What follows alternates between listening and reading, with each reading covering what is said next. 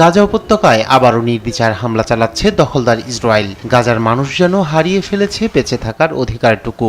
এই আবহে সোমবার পশ্চিম গাজার একটি ক্যাফেতে বিমান হামলা চালায় ইসরায়েলি বিমান বাহিনী। এতে ব্যাপক প্রাণহানি ঘটে।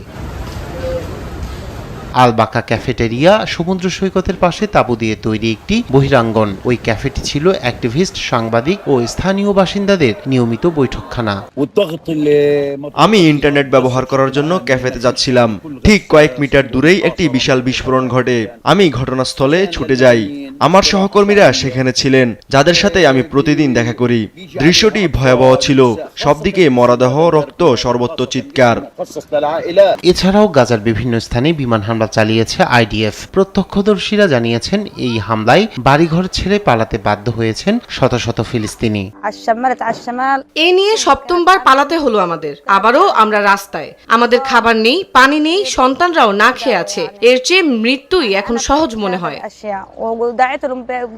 অন্যদিকে চলমান যুদ্ধবিরতি আলোচনার মধ্যেই যুক্তরাষ্ট্র সফরে যাচ্ছেন ইসরায়েলের প্রধানমন্ত্রী বেনিয়ামিন নেতানিয়াহু। আগামী 7 জুলাই ওয়াশিংটন সফরে যাওয়ার পর মার্কিন প্রেসিডেন্ট ডোনাল্ড ট্রাম্পের সঙ্গে হোয়াইট হাউসে বৈঠক করবেন তিনি।